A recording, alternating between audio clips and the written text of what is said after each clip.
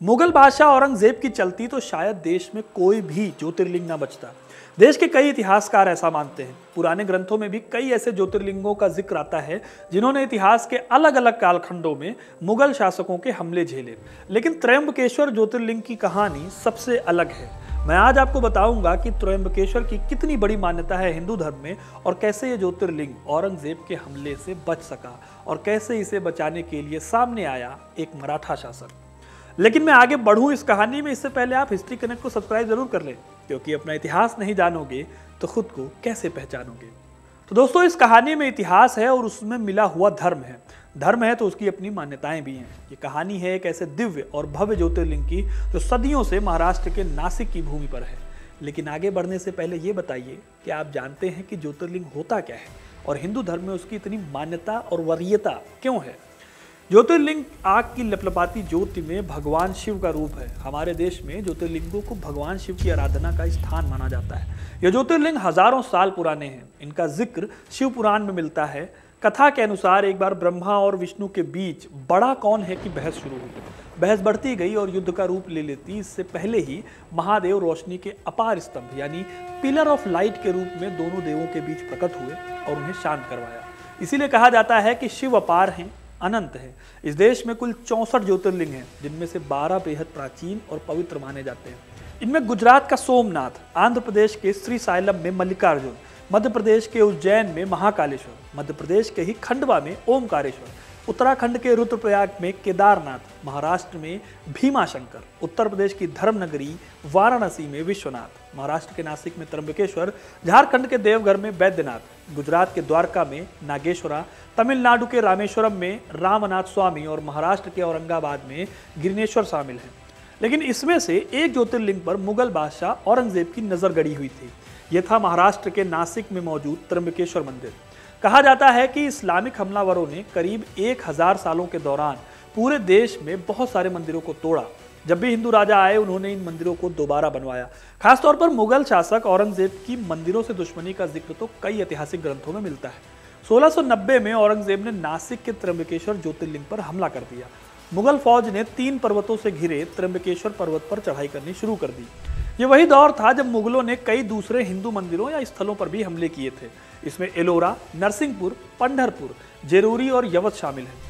जादूनाथ सरकार अपनी book history of Aurangzeb में के.एन. सेन की वार्षिक इतिवृत्त 1838 का जिक्र करते हुए कहते हैं कि मुगलों ने हमले जरूर किए, लेकिन वे न केवल त्र्यंबकेश्वर बल्कि बाकी हिंदू मंदिरों की तरह उन्हें नष्ट नहीं कर सके।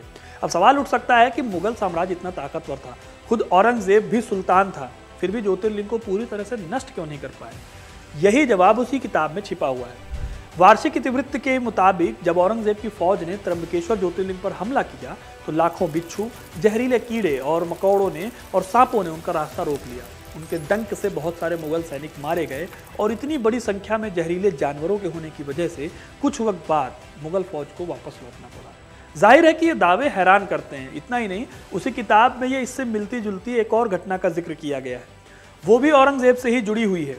औरंगजेब ने जब अलवर के प्राचीन नीलकंठ मंदिर को गिराने की तैयारी कर ली तब मधुमक्खियों के झुंड ने मुगलों की फौज पर हमला बोलकर उसे वापस लौटने के लिए मजबूर कर दिया।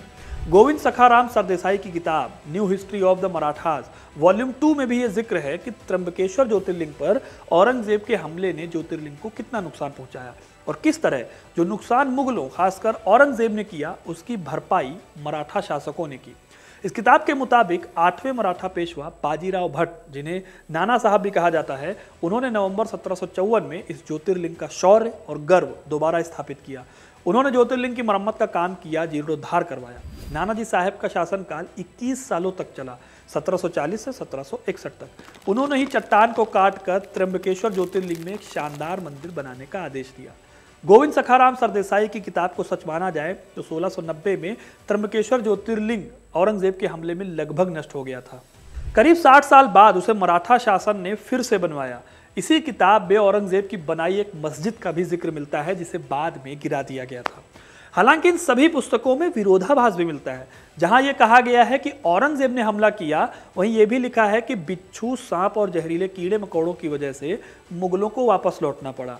तो अगर ऐसा हुआ तो फिर 54 साल बाद 1754 में पेशवा नाना साहब ने त्र्यंबकेश्वर ज्योतिर्लिंग का जीर्णोद्धार क्यों करवाया और अगर ऐसा हुआ तो क्या लगभग आधी सदी तक ये ज्योतिर्लिंग टूटी फूटी स्थिति में बना रहा?